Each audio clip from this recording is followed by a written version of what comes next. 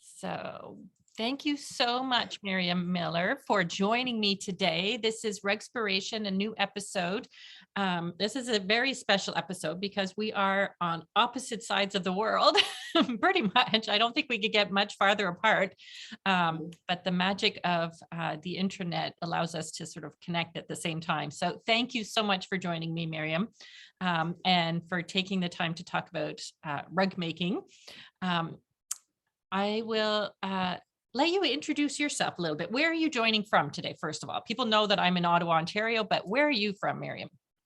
Yes, we're from Australia, and I'm on the south coast of New South Wales, about 3 hours south of Sydney.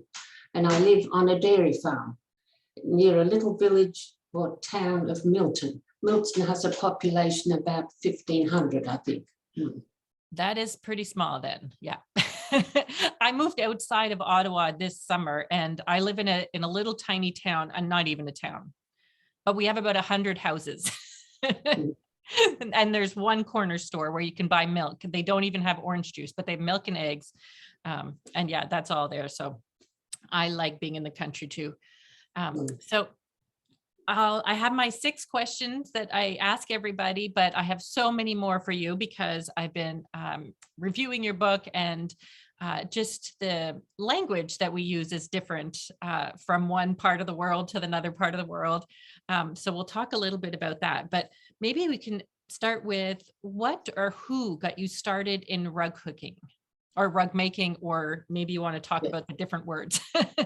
No. Well, I grew up in the northeast of England, and my grandmother made rugs. So we did have one in our house in front of the fire that my grandmother had made. So I came to Australia when I was 13. And later on, when I was married and I lived in an old farmhouse on this dairy farm, I thought those rugs would look good on the floor. They would suit the old house. But I couldn't remember. Being a child, I hadn't taken much interest. When I was talking to my father, he said, oh, he could help me. He'd helped his mother make them when he was a young man. So he made a stretcher frame for me, the same as my grandmother had used. And my husband found an old sugar bag and washed it, opened it out, washed it, sewed it to the frame. And then my father gave me a lesson on how to make a proggy rug. And I was so out of recycled material, because that is what they'd done in the northeast. So I got started, and I was all enthused and wanted other people to do it. But that was about 1976, I think. But I couldn't find anybody else interested. I tried for years, and it wasn't until 1994 that my friend Jackie Thompson put an ad in the paper that we were going to start a group. And from then we started the first Friday in September, and we said we'd have it every month on the first Friday. And from then, our group in Milton, which we call ourselves the Narrawilly Proggy Ruggers, because that's the name of our farm, Narrawilly. We have met every Friday, first Friday of the month. From then, we've never not had it on, because if I'm away, somebody else runs it. Because people come from a big distance and they don't want to ring up and say, is it going to be on? It's always on. And the last few years, we've met the third Friday too. Wow. And how many people would join you on an average Friday? Oh, not so many. At the moment, perhaps 10 or so. And it varies a lot because people come when they can. But at first, there was only me showing them what my father had showed me, which was mostly proggy, but a little bit of hooking. But we didn't have a hooking tool. We only had a proggy tool, and there's no tools available in Australia. One of the people that came to the group put an ad in a craft magazine to see if we could find anybody else doing these rugs. But all we got was people who wanted to come and visit us and learn what we were doing. So in 2001, I went to England. An old school friend's husband had suddenly died, and I just went over to see her. You know, when you learn of something like that, you really want to sort of touch the person. I don't know. It was a strong feeling I needed to go. But when I was there, one of the ruggers here said, why not try and meet some rug makers in England? So I got in touch with Heather Ritchie, you might know Heather Ritchie, and Yes. she's at Cameron. And when I got back to Australia, I thought, we need those people to come here to show us. I mean, rather than the little bit I'd learned from my father. So I invited them to come, and they both said they'd come. So that was a bit of a problem because, you know, the airfares, the accommodation, the meals. Anyway, the poor Scylla and Heather did come, and they had to do lots of workshops to cover the cost, because I thought I might get a grant or something, because there's nobody here that does that, but I couldn't get a grant. So that was the beginning of having some overseas tutors come. And over the years, we've had quite a few come, which has really helped us a lot. But the thing we learned was, we do all our rug making from recycled fabrics. And, you know, you often buy wool, and you use a cutting machine. Now, you talk about 3 cuts and I don't know what you talk about. So some of the people that came brought us cutting machines, but they don't help us very much because they only cut wool, and we use a lot of all sorts of material, and it clogs up the wheel. And so we mostly use what quilters use, you know, a cutting board and a rotary cutter, or just scissors. Oh, that's fascinating. I didn't know about Richie. I have not been rug hooking that long. So last year I was at an event and they had a fundraiser, but I bought a proggy tool or proddy tool, and it was made by Richie and brought over by somebody who had gone to a workshop in England, well, a few years ago anyway. So I have my own, but we don't, not we, some people here use recycled materials all the time, but I would say the majority of rug makers use new materials and a lot of yarn. I use a lot of yarn myself, but just because I was a knitter and I had a whole bunch of yarn that I wanted to use. But yeah, I love the fact that you and your groups, and I'm looking down because I have your book that has beautiful photos of all the rugs that, or many of the rugs that your group has done over the years. And it's so nice to see that you just put in whatever material is color and texture that you want, and that you have a library of shared fabric. Do you still do that? Oh, yes, I have a whole wall in my rug room, and people just bring it and put it in. And one of our members, Christine Alexander, she spends a lot of time sorting it each time she comes and adding it to the shelves and keeping the shelves tidy. But some colors are hard to get, you know, sort of grassy greens or earthy oranges. People don't seem to wear those colors very much. Yeah. So I guess then you could dye them if you needed to. Well, not really, because a lot of those fabrics are synthetic. Take out dyes. I have dyes for wool and silk because I'm a spinner too. We dye old blankets. We dye a lot of old blankets, and they're quite good to use. Yeah. But that's the only thing we dye. Yeah. Which part, if you had to pick one part of the process, do you have a favorite? Like, is it the designing the rugs, the actual making of it, the finishing, like the detail, or even the sitting back and admiring your work, Yes. or shopping? That's definitely when it's finished and I look at it, I think, oh, did I make that? It looks all right. That's the part I like. Sometimes I'm quite amazed at how it turns out. Now I like that part the best, when it's finished and I look at it. Yes. Yeah. Did you always find that, like when you first started, were you always like, oh, wow, I made that? Yes, well, I did, because as I said, I'm a spinner and a knitter, and often with my knitting, I get amazed how it turns out. So that's definitely the part I like when it's finished, because sometimes it's much better than I've imagined it would be. And I can't believe I've made it, why I put those colors together, because colors are the most important thing for me. It's color.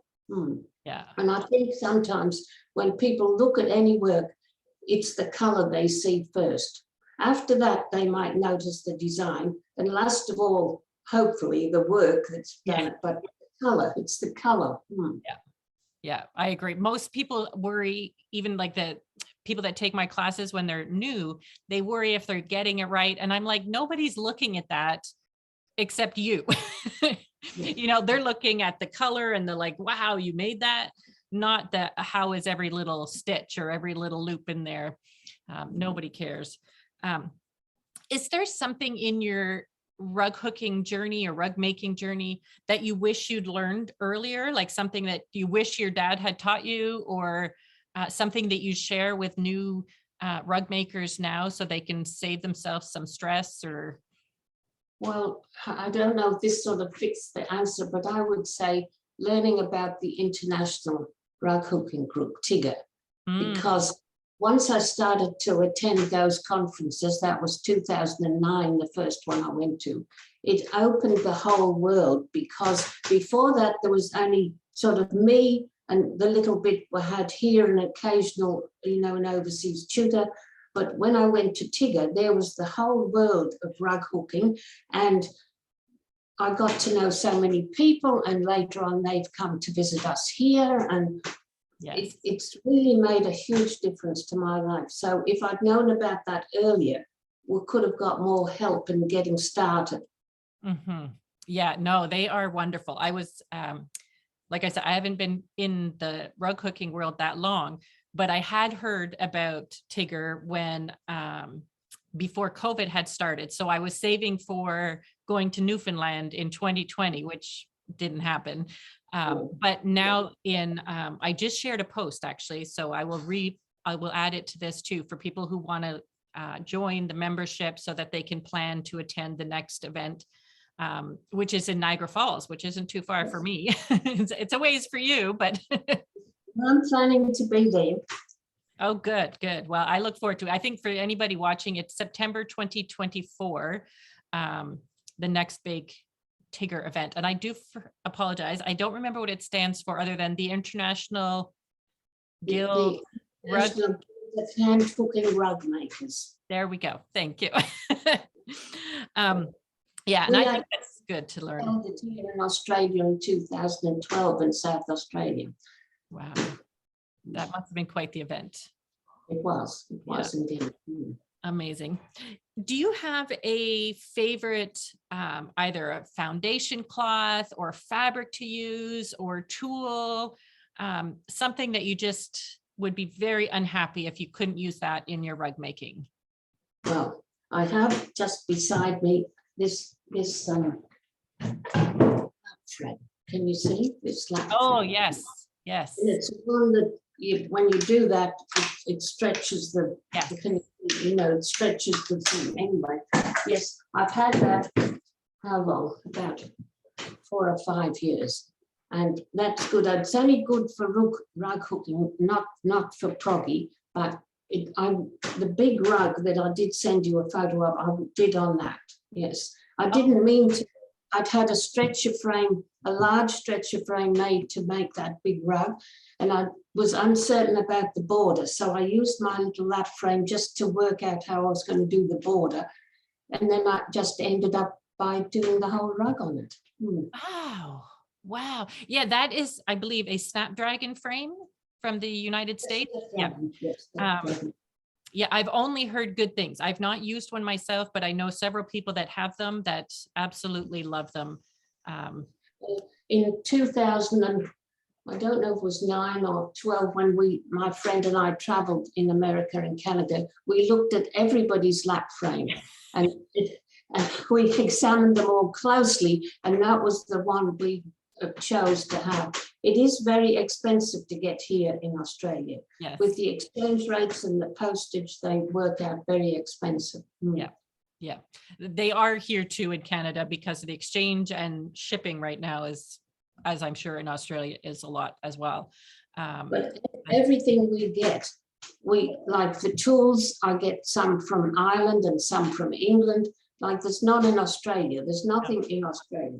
And you talk about a favorite backing, well, mostly we use Hessian. I mean, sometimes I get some Hessian from Scotland that's specially woven for rug making. And if I'm over in America or Canada, I like to buy some primitive linen, but just for me, because it's very expensive and I can't sort of stock it or have it here. Yeah, yeah, I imagine that would be very expensive to ship for you. Yes, so And for those watching, I did not know what Hessian was, but I believe it's the same as what I would call burlap, I believe. yes, I think so. I Yeah. think so. Okay. Yeah, and it is not as popular here, I find, anymore. That is what I used initially as well. But it kind of gets a bad reputation here, and I don't know why, because it is so inexpensive and it works just fine for rugs that, I mean, I think if people are going to put them on the floor and they get really wet often, that's a problem. But otherwise, you've not had any problems with the rugs that you made on Hessian? No, that's good. But you have to try and buy good quality Hessian. Like, as I said, my first rug, it was an old sugar bag that I opened out and washed. And that's what my grandmother did. She reused old bags. But you don't want to do that because you want really new foundation for your rug. You don't want to use a worn out bag, so it's better to buy new Hessian. And some of the Hessian here is quite good quality. You've just got to make sure that you buy the right one. Yeah, yeah. And is it made there? Like, can you find it locally made Hessian? I guess so. It's no trouble to get. It's no trouble to get. Well, that's good then. At least you have access. Yeah. I do like primitive linen too, but I mean, I can only get that when I'm overseas. Yeah, yeah. And in terms of tools for your hooking or your proggy and proddy, do you have a particular tool like for like I have this one for a proddy, but do you prefer the one that has the I forget the name of it now, but it almost looks like pliers? No. That's not for hooking at all. Oh. I use that if I'm making flowers or something and I want to pull the petals through. Okay. Yes, no. The hook I use is a bent hook that I get from Les Ritchie in Yorkshire. It's a wonderful, that's the only one I use. It's wonderful. Yes. I love it. But a lot of people don't, because I have to stock these hooks because there's nowhere much to get them in Australia. And some people love the bent hook and some people find it hard, but I like it. Yeah, I like a bent hook too. Can you describe what rug making does for you? Like, why did you continue after all these years? Does it fill a need? It's obviously not just for your old farmhouse anymore. No, it's not. Lately I've been making a lot of table runners and sending them as gifts in a way because they're not too large to make. And then I get excited about the colors I'm using and I try and match the colors to the person I'm sending it to. Anyway, that's by the by. What was the question? What does it do for me? Yeah. Well, I can say it's entirely changed my life. Because from, I mean, who would have thought I would have written a book? I'm not a person that writes books. And besides that, having this group here, I live alone now. My husband died about 18 years ago. So 4 times a month, I have, twice a month for the rug group and twice a month for the spinning group. They come and use my rug room. So, that keeps me always having to be tidy and, on the ball, which is good for anybody. Yeah. And now I have friends all over the world and I do a newsletter. I mean, I don't know. It's just a wonderful thing because there's something about rug makers we have in common.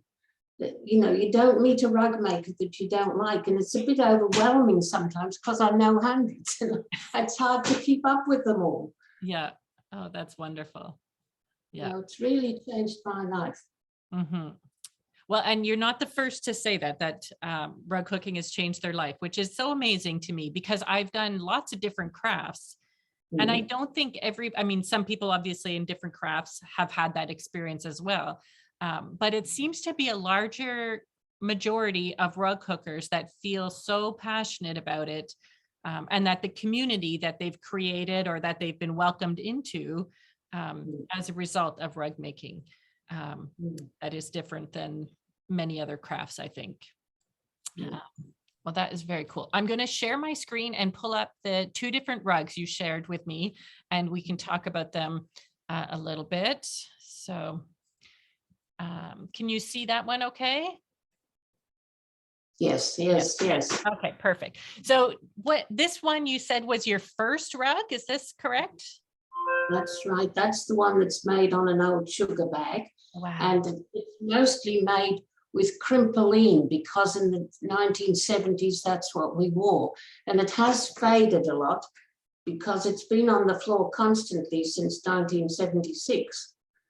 But that was what my father showed me, that to do that proggy rug like that. And my grandmother made rugs like that with a colored border and mixie in the middle. So it was just, you know, after what I remembered my grandmother had made. Wow. Wow. So pretty. And crimpolene, that's not a fabric I'm familiar with. Would that be like a dress fabric? Is that what it was? You need to be as old as me to remember, because we wore it in the 70s. So yes, it's sort of a synthetic material, but it's very good. It was good in the rug. So And all my rugs really are a bit of history of our clothing, because it's what we're wearing or casting off at the moment that's in my rugs. yeah. Well, that's kind of funny, because my mom made all my clothes when I was little, and we would see that fabric in other things later on, in quilts or in pillows. So I'd be like, oh, that was the dress I wore to, you know, so-and-so's wedding. And then it would appear again in the pillow, or so yours ends up in your rug. And the fabric has lasted, what, like the backing fabric of the sugar sack has lasted all these years, even on the floor. That's amazing. Wow. And I will share a different one that you shared with us. So is this your living room? Yes, it is. Wow, this is beautiful. Well, how I made that rug is my son gave me a lovely old rug, and I put it down on the floor, but it was red and it didn't match my sofas. I've got 2 sofas at right angles. And I thought, oh, I need a blue rug. I'll have to buy a blue rug to go there. And then I thought, that's silly. I'm a rug maker. I should make it. So I'd recently been to America and I had some primitive linen. So I had to add a bit to the side to, you know, I had to join it. So I had to sort of hook through a double piece. Wow. But so, and I started, as I said, this was the one I made on the lap frame when I had a special stretcher frame made for it, because usually we use stretcher frames, but I just got started working out a little bit on the border, and I just kept going. And this is made mostly, nearly all old blankets that I've over dyed. Wow. Because I've dyed it to match the sofas. Well, it is stunning. Do you normally make rugs this large? No, that's the biggest one I've made. That's the biggest one. Wow. Wow. It is absolutely beautiful. Now, and the previous one was proggy, and this one is this. Say proggy with a double G. Where Right. I come from, the northeast of England, it was proggy. It's only people in Yorkshire that say proddy with a double D. Okay. So And our group is called the Narrawilly Proggy Ruggers. which here I think it would be proddy. Like if I were to go in Ottawa group and talk about it, people would expect me to say proddy. Yes. But it's all kind of the same. But that's when it's the short pieces pulled up, and this one would be the hooked version. Yes, so the longer strips pulled in loops. Well, it is absolutely beautiful. And would you cut your blanket strips in with the cutters like that people brought over from England, or would you still use the rotary cutter or your scissors? Yeah, the rotary cutter. Cutter. So you just guess the width by eye, you know, just. Yeah. Wow. How long did this one take you? Oh, I suppose about 6 months or so. I was I get infused. It might have been a little less. My But goodness. Oh, the wow. very quickest, the shortest time I've ever made a rug was 1 week. But to do, it was a proggy rug. To do that, I got up at 4 a.m. and worked till 8 every morning. Then I worked a lot of time through the day. No, because I just wanted, I was so enthused. I mean, I do get a bit carried away sometimes. But Wow. usually I'd say, you know, a normal sized rug, a month or 2 months. And are you the type of person that has more than one project on the go, or is it one at a time? Usually one at a time. Yeah. Yeah. I wish I was that disciplined. I usually have too many projects on the go. Well, thank you so much, Miriam, for sharing these with me and chatting today. I really appreciate you taking the time and patience. Since we're on opposite sides of the world, it took me a little bit to figure out time zones, but we managed. So thank you. The rug behind you, is that one of yours as well? Yes, yes. Oh, beautiful, beautiful. So thank you so much. And I showed Miriam's book. They are no longer in print, but they are a couple of thousand copies around the world. So you just got to ask around and hopefully borrow from somebody if you want one. And I'm grateful to have a copy. So if somebody's in Ottawa, I will share my copy as long as I get it back. So thank you, Miriam. Okay, thank you, Robin.